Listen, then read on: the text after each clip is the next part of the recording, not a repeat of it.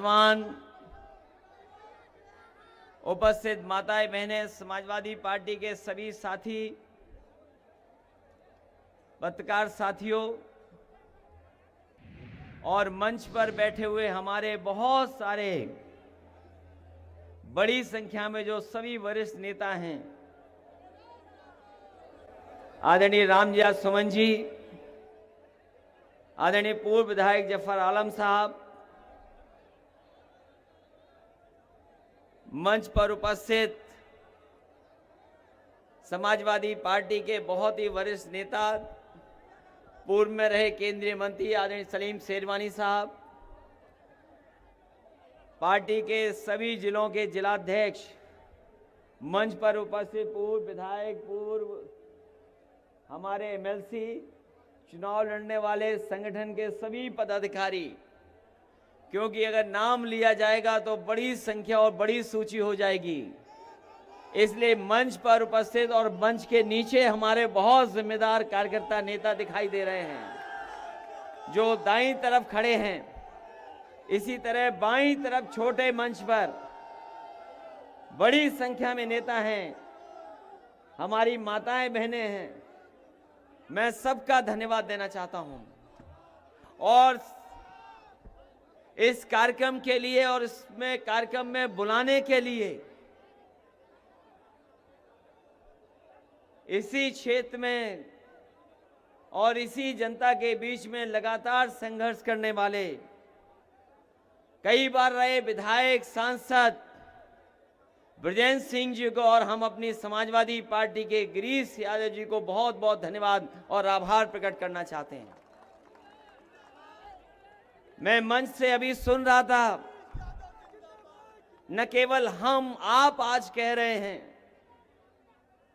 जिस दिन से हमारे किसानों ने आंदोलन शुरू किया है, जिस दिन से ये आंदोलन किसानों का शुरू हुआ है, कोई भी राजनीतिक दल, पार्टी बनी रही होगी, उसने एक ही नारा दिया, जय जवान जय किसान। और जब मैं इस महापंचायत में देख रहा हूं तो हमारे बहुत सारे बुजुर्ग किसान बैठे हैं, ये नौजवान दिखाई दे रहे हैं। और आज ये मैं कह सकता हूं, जब आंदोलन का 100 दिन हो गए, दिल्ली में किसान बैठे हैं, जब 100वां दिन आज शुरू हो रहा है, मुझे पूरा भरोसा इन किसानों और नौजवानों पर। ये किसान और नौजवान तब तक संघर्ष करते रहेंगे जब तक देश का ये किसानों का 3 कानून वापस नहीं हो जाएंगे। और हम अपने किसान भाइयों को भरोसा दिलाते हैं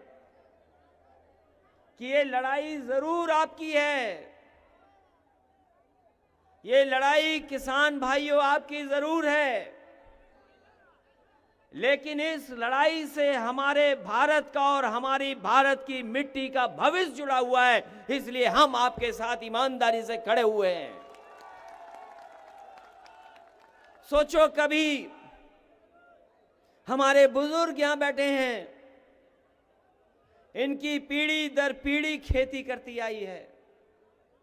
एक पीढ़ी ने खेती की, अपने दूसरी पीढ़ी को खेती के लिए तैयार कर दिया। हमारी पीढ़ी, ये बैठ जाए हमारे बुजुर्ग दादा जो कह रहे हैं, इनका कहना मान लो, ये दाएं वाले लोग, ये दाएं हाथ पे जो है उनका कहना मान लो, बैठ जाओ बैठ जाओ, ताली मत बजाओ, बैठ जाओ। आप किससे निवेदन कर रहे हो, बैठ जाइए आप लोग। उन्हें बैठने के लिए नहीं, आपको बैठने के लिए कह रहे हैं भाई। हमारे बुजुर्ग जानते हैं। सोचो, अभी खेती नहीं होती, अगर ये हमारे खेत नहीं होते, खाने का आप पैदा नहीं करते, अगर हमारे किसान अन्नदाता अगर खेती ना करें, तो बताओ जीवन क्या है धरती पर। क्या हम बिना खाए हम कितने दिन जिंदा रह सकते हैं। और ये जो सभा में आए हैं, हम जानते हैं सभा कई बार चलने लगती है तो हम मंच पे कहते हैं कि देखो खाने का समय हो गया है, पेट खाली हो गया, इसलिए लोग जा रहे हैं। सोचो, अगर खाना नहीं होगा, खेती नहीं होगी, तो जीवन कैसे चलेगा। इसलिए खेत और खेत में काम करने वाले किसान हमारा जीवन चलाते हैं। हम लोग जिंदा इसलिए हैं क्योंकि हमें इनकी मेहनत से खाने को मिलता है।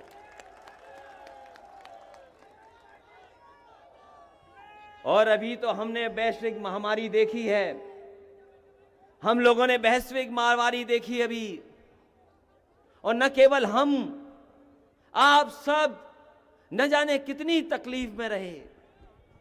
ये वैश्विक महामारी ऐसे नहीं आती है, और जो वैश्विक महामारी आई उसके कारण हमको घरों में रहना पड़ गया, हम लोग परेशानी में रहे और घरों में बंद रह करके अपनी बीमारी से बचते रहे। हम लोग वैश्विक महामारी की वजह से कहीं निकल नहीं पाए, हमारा कारोबार ठप हो गया। हमारे आपके छोटे दुकानदार, ठेला लगाने वाले, रिक्शा चलाने वाले, ऑटो चलाने वाले, गरीबी में जीवन यापन करने वालों का सब कारोबार खत्म हो गया। वो कारोबार नहीं कर पाए। अगर उस समय भी वैश्विक महामारी के सामने कोई अपने खेत पर निकला तो वो केवल किसान था, और किसान की वजह से आज हमारा देश बच गया। ये जो सरकार कभी कभी आंकड़े दिखाती है कि हमारी अर्थव्यवस्था ऐसी है, अगर अर्थव्यवस्था को हम देखें अपने, और ईमानदारी से मैं कहना चाहता हूं, चाहे ये पत्रकार हों, ये भी जानते हैं ईमानदारी से, अगर हमारे किसानों ने खेतों में काम नहीं किया होता तो हमारा देश बर्बादी की कगार पर चला जाता। हमारे देश में को दुनिया में अपमानित होना पड़ जाता। ये किसान हैं जिन्होंने हमारे देश का सम्मान बचाया, उस वैश्विक महामारी में अपनी पैदावार को कम नहीं होने दिया, ईमानदारी से काम करते रहे। और वैश्विक महामारी आई, हमने आपने मुंह बंद कर लिया। हम लोगों ने ऐसे मास्क बनवाए, नाक और मुंह बंद हो गया। इस बीमारी से बचने के लिए बताओ, आपने अपने नाक और मुंह बंद किए कि नहीं किए? बताओ। कोई नहीं बचा, डर रहे थे कि पता नहीं क्या हो जाएगा। लेकिन किसान भाइयों और नौजवानों, हम आपसे जानना चाहते हैं कि वैश्विक महामारी ने हमारे नाक और मुंह बंद करा दिया, लेकिन पता नहीं किन लोगों ने भारतीय जनता पार्टी की आंख और कान बंद कर दिए हैं, जिन किसानों की ये सुनवाई नहीं कर रहे और तकलीफ और परेशानी को देख नहीं पा रहे। कौन है जिन्होंने इनकी भारतीय जनता पार्टी के सरकार में बैठे लोगों की आंख बंद कर दी है? कौन लोग हैं जो सुन नहीं पा रहे हैं? बताओ। 200 से ज्यादा किसान आंदोलन में जान दे गया, हमारे किसान शहीद हो गए, 200 से ज्यादा किसान शहीद हो गए, और न जाने कितनी सर्दी में उनको रहना पड़ गया।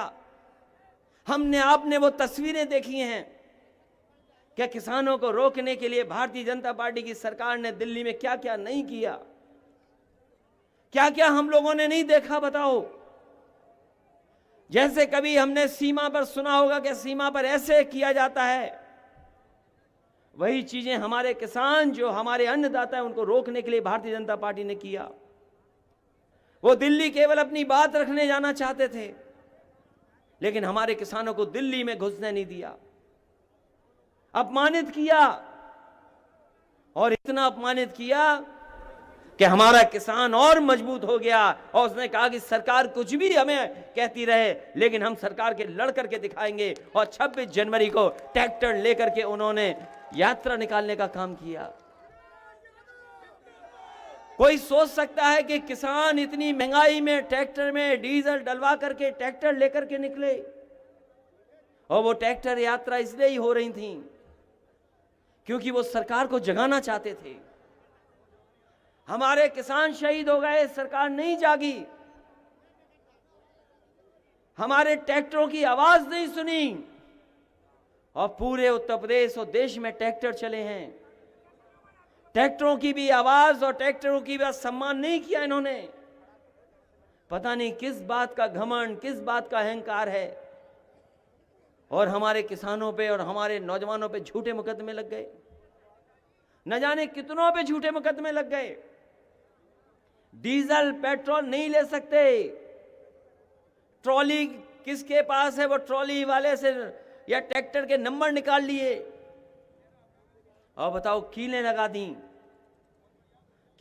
दी, गड्ढे खोद दिए, आरसीसी का न जाने क्या क्या लगा लिया, आरसीसी की न जाने कैसी कैसी दीवारें बनाई। ये भारतीय जनता पार्टी के लोग हमारे किसानों को नहीं जानते। कह सकते हैं तो यही किसान और यही नौजवान इनको दिल्ली से भी बाहर करने का काम करेंगे। और हम आपसे कहना चाहते हैं, अगर आप किसान हो तो हम भी किसान हैं, कोई ऐसा नहीं जो किसान ना हो। बताओ कोई ऐसा है कि जो किसान नहीं है यहाँ पर? ये सब किसान हैं, मंच में बैठे लोग भी किसान हैं। हम हो सकता है समाजवादी हो, लाल टोपी पहनने वाले हों, लेकिन हम भी किसान हैं, खेती है। और फिर नेताजी को तो यही तो कहते हो कि धरती तो ये कोई ऐसा नहीं जो किसान ना हो। बताओ कोई ऐसा है कि जो किसान नहीं है यहाँ पर? ये सब किसान हैं, मंच पे बैठे लोग भी किसान हैं। हम हो सकता है समाजवादी हों, लाल टोपी पहनने वाले हों, लेकिन हम भी किसान हैं, खेती है। और फिर नेताजी को तो यही तो कहते हो कि धरती पुत्र है नेताजी। तो ये भारतीय जनता पार्टी के लोग जान लें, नेताजी धरती पुत्र हैं तो हम समाजवादी लोग भी धरती पुत्र उसी तरीके से हैं। हम लोग जानते हैं कि कब फसल कौन सी आने वाली है। और अब ये जो धान चला गया हमारा, जब किसान को धान की कीमत चाहिए थी एमएसपी, और एमएसपी आपने नहीं तय की, ये सरकार का फैसला था, ये एडमिनिस्ट्रेटिव फैसला है कि एमएसपी मिलनी चाहिए। केंद्र बना करके, खरीद के केंद्र बना करके किसानों की फसल की एमएसपी दें, ये व्यवस्था थी। इस व्यवस्था को खराब अगर कोई कर रहा है तो भारतीय जनता पार्टी के लोग कर रहे हैं। बताओ धान कितने में बिक गया? अगर धान पैदा हुआ होगा तो 900, 1100, 1200 रुपए में बिक गया, 900, 1100, 1200 में बिक गया। और हमारे यहाँ बहुत पैदा होती है कन्नौज में मक्का। हमारे मुख्यमंत्री जी को पता ही नहीं है कि मक्का कितने में बिक गई। कहां पूछा मक्का का कोई हिसाब किताब नहीं, मक्का ऐसे ही चली गई। और अभी तो खुदाई भी चल रही है आलू की, यहां से लेकर के कन्नौज और कानपुर देहात तक, फर्रुखाबाद, ये पूरी आलू की बेल्ट है। अगर सरकार कहीं आलू खरीदती हो तो बता दो हमें। जो कुछ है घाटा किसान के ऊपर और मुनाफा उद्योगपति ले जा रहे हैं। और आपसे बेहतर कौन जानता होगा कि जो चीज किसान पैदा करता है उस पर मुनाफा बड़े बड़े लोग कमाते हैं। और इधर लॉकडाउन के अंदर जो ये बीमारी आई, वैश्विक महामारी के अंदर, वो जान गए हैं कि मुनाफा सबसे ज्यादा किस में है। ये उद्योगपति, बड़े बड़े कारखाने वाले, वो जानते हैं कि मुनाफा किधर है। ये 10 महीने 11 महीने में जान गए कि मुनाफा दवाई में और खाने में है। इसलिए उन्होंने चुपचाप उस वैश्विक महामारी के अंदर किसी किसान से, किसी पॉलिटिकल पार्टी से, किसी मजदूर से नहीं पूछा और चुपचाप वो कानून बना दिए। और ऐसे काले कानून हैं कि हमारी खेती भी छिन जाएगी, फसल की कीमत नहीं मिलेगी, और अगर हम अपना न्याय मांगने भी जाएंगे तो हमें कोई न्याय देने वाला भी नहीं है। ये व्यवस्था भारतीय जनता पार्टी के लोग कर रहे हैं। बताओ भारतीय जनता पार्टी के कितने लोगों पर खेत हैं? मैंने लोकसभा में पूछा, मैंने जब प्रधानमंत्री जी का भाषण सुना राज्यसभा में, और आजकल तो सब मोबाइल वाले लोग हैं, कोई ऐसा नहीं जो मोबाइल न चलाना जानता हो या न देख पाता हो। जब राज्यसभा में प्रधानमंत्री जी ने कहा कि एमएसपी थी, एमएसपी है, एमएसपी रहेगी, तो जब हमें लोकसभा में बोलने का मौका मिला तो मैंने पूछा, ये बताओ जहां के राष्ट्रपति जी हैं जिस क्षेत्र के, वहां कहां एमएसपी मिल रहा है हमारे किसानों को? प्रधानमंत्री जी बताएं, जहां से चुन करके आते हैं और जिस प्रदेश ने भारतीय जनता पार्टी की सरकार बनाई, यही उत्तर प्रदेश है। उत्तर प्रदेश के भाइयों बहनों, किसानों, नौजवानों, इसी प्रदेश ने सरकार बनाई है। बताएं प्रधानमंत्री जी कहां पर एमएसपी मिल रही है? और ये दिल्ली वाले मंत्री और प्रदेश वाले मंत्री, दिल्ली वाले मंत्री और प्रदेश वाले मंत्री, न जाने कितने मंत्री हैं, बताओ कहां एमएसपी मिल रही है? ये बीजेपी वाले कहते थे कि हमारी पार्टी का मेंबर बनना है तो मिस्ड कॉल मार दो, मिस्ड कॉल कर दो। हम नौजवान और किसान भाई जानना चाहते हैं, वो बीजेपी वाले नंबर बताएं जिस पर हम मिस्ड कॉल कर दें और हमें एमएसपी मिल जाए, वो नंबर बताएं हमें। और जब हम धान की एमएसपी मांग रहे, गन्ने की बात कर रहे,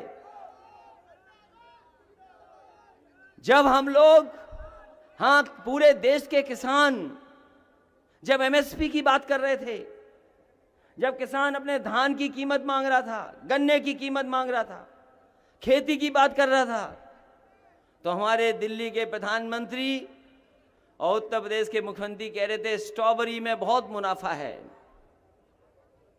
ये स्ट्रॉबेरी क्या है? हमारे मुख्यमंत्री जी विधानसभा में कह रहे हैं कि स्ट्रॉबेरी में बहुत मुनाफा है, और प्रधानमंत्री जी कह रहे हैं स्ट्रॉबेरी में बहुत मुनाफा है। अरे अलीगढ़ के भाइयों, कहां है स्ट्रॉबेरी, ये बताओ हमें। मथुरा में कहां मिल रही है स्ट्रॉबेरी? और यहां तक बात नहीं खत्म हुई, यहां तक बात खत्म नहीं हुई। हमारे मुख्यमंत्री जी को बता दिया कि काला गाजर का कोई हलवा होता है। वो पता नहीं कहां से जानकारी करके आ गए, तो काले गाजर के हलवे की चर्चा कर रहे थे। बताओ, काले गाजर के हलवे की चिंता है उन्हें, हमारे धान की और किसान की चिंता नहीं है उन्हें। तो सोचो आप कि कौन लोग बैठे हैं सरकार में। और अभी ठीक कहा आदरणीय रामजी जासवान जी ने कि देश में 42,000 मंडी होनी चाहिए थी, 42,000 मंडियां होनी चाहिए थी। ये हमारी जो कमीशन बैठे थे उसका रिपोर्ट है, और रिपोर्ट को सरकार ने स्वीकार किया। देश में केवल 7,000 मंडियां हैं, और ये जो सड़क दिख रही है एक्सप्रेसवे, समाजवादी पार्टी ने मंडी बनाना शुरू कर दिया था, और मंडियों के लिए जगह ले ली थी 100-100 एकड़। आप जाइए मैनपुरी इटावा के पास 100 एकड़ जमीन मंडी के लिए ली गई, कन्नौज में आलू के लिए मंडी ली गई, मलियाबाद में आम के लिए ली गई मंडी की जगह। पूरे बुंदेलखंड में हर जिले में मंडियां बनाने का फैसला लिया, मंडी बन गई वहां पर। और हम भी योगा के चक्कर में, जैसे कई बार हम लोग नई नई चीज करने लगते हैं, तो योगा के चक्कर में हम भी फंस गए। तो बाबा रामदेव जी को भी हमने 400 एकड़ जमीन दे दी यहीं पर ग्रेटर नोएडा में, और हमें लगा कि ये मंडी बनाएंगे, हमारे किसान को कुछ मदद करेंगे। लेकिन जैसे योगा वो भूल गए, वैसे वो मंडी बनाना भी भूल गए। हम आपको भरोसा दिलाते हैं, चाहे हमें आपके बीच में इसी एक्सप्रेसवे पे मंडियां बनानी पड़े, सरकार बनाइए, मंडी बनाएंगे, मंडी की व्यवस्था को बेहतर करेंगे, जिससे हमारे किसानों को उनकी कीमत मिल जाए। और सरकार को देने में कोई फर्क नहीं पड़ता। इतना पैसा है सरकार के पास जितना आप सोच नहीं सकते। कहां पैसे की कमी है बताओ? जो लोग जानकार हैं वो जानते होंगे, नोटबंदी के बाद यही तो बीजेपी कहती थी कि नोटबंदी हो जाएगी तो पैसा आ जाएगा, काला धन आ जाएगा। बताओ, नोटबंदी के बाद भारतीय जनता पार्टी ने कितना काला धन भारत का लेकर के आए, हमें बताएं वो लोग। कहां है वो काला धन? बताओ, कोई बचा हमारे किसान भाई बताइए? सब पैसा रखवा लिया उन्होंने हमारा आपका। और हमारी बूढ़ी बूढ़ी अम्मा ने जो छिपा के रखा था, माताओं बहनों ने, इन भारतीय जनता पार्टी के लोगों ने उनका भी पैसा निकलवाया बाहर, जमा करवा लिया बैंक में। ना काला धन आया, ना भ्रष्टाचार खत्म हुआ। बताओ पुलिस वाला भ्रष्टाचार कितना खत्म हो गया, हमें बता दो आप। तहसील वाला भ्रष्टाचार, हमारा आपका पैसा जमा करा लिया, और आज अगर हिसाब किताब लगाएं पत्रकार साथियों, हालांकि पत्रकार साथी मदद तो करना चाहते हैं, लेकिन पता नहीं कहां रस्सी फंसी हुई है इनकी, जो मदद नहीं कर पा रहे हमारे। ये मदद करना चाहते हैं। बताओ बाजार में पैसा कितना है आज? बाजार में पैसा पहले से ज्यादा है। और बताओ लॉकडाउन के अंदर किसान भाइयों, डीजल पेट्रोल महंगा हो रहा, डीजल की कीमत बढ़ रही, पेट्रोल की कीमत बढ़ रही। हमारे उज्ज्वला जो दिए थे सिलेंडर, अब बताओ 1000 के पास पहुंच गया। हम केवल ये जानना चाहते हैं कि ये महंगाई से, डीजल पेट्रोल से जो मुनाफा हो रहा है, जो सरकार पैसे कमा रही है, वो आखिरकार बताएं। यहां के किसान, यहां के नौजवान ये जानना चाहते हैं इस बात को। डीजल पेट्रोल महंगा, कोई नौकरी नहीं। बताओ नौजवानों, कहां नौकरी है तुम्हारे पास? बताओ रोजगार कहां है, कहां है? बताओ काम जो हम कर सकें। हमारे नौजवान किसान भाइयों सोचो, आपको ऐसे कानून में उलझा दिया और नौजवानों को मोबाइल दे दिया, ना वो काम की चिंता कर रहे, ना रोजगार की, ना नौकरी। लेकिन मुझे यकीन है इस बार जिन लोगों ने मोबाइल पे झूठ प्रचार कर करके सरकार बनाई है, इस बार ये लोग मोबाइल तोड़ देंगे और सरकार का भी घमंड तोड़ देंगे इस बार। सोचो कहां लेके जा रही है, देश को कहां लिए जा रहे हैं। ये कहते हैं विश्व गुरु बनेंगे। बताओ बिना किसान भाइयों के कैसे विश्व गुरु बन जाओगे आप? कि बिना खेती के कोई विश्व गुरु नहीं बन सकता। अमेरिका सबसे बड़ा ताकतवर देश है, अमेरिका दुनिया का सबसे ताकतवर देश है, वो लोकतंत्र में सबसे मजबूत है, वहां की आर्मी डिफेंस सबसे ताकतवर है, अर्थव्यवस्था में ताकतवर है। ये अलग बात है कि किसान की संख्या कम है, लेकिन वो अपने किसानों की खेती को घाटे की खेती नहीं बनने देता, अपने खजाने को खोल देता है और वहां की खेती को घाटे में नहीं जाने देता। हाँ, आप किसान को बाजार के भाव पे छोड़ रहे हैं। आप किसान अगर बाजार पे छूट जाएगा तो हमारे किसानों की मदद कौन करेगा? याद रखना, किसान भाइयों की कोई मदद कर सकता है तो वो है सरकार, मदद कर सकती है। और ये सरकार वो है जो किसानों की मदद नहीं करना चाहती है, किसानों को बर्बाद करना चाहती है। इसलिए हम आपसे अपील करना चाहते हैं, ऐसी सरकार के खिलाफ आप खड़े हो जाएं। और जो इतिहास के पन्ने जानते होंगे, इतिहास के पन्ने जिन्होंने पढ़े होंगे, जिन्होंने इतिहास पढ़ा होगा, जो इतिहास जानते हैं, इस भारत को गुलाम बनाया था एक ईस्ट इंडिया कंपनी ने। ईस्ट इंडिया कंपनी ने गुलाम बनाया था हमें, आपको, भारत को गुलाम बना दिया था। एक कंपनी आई थी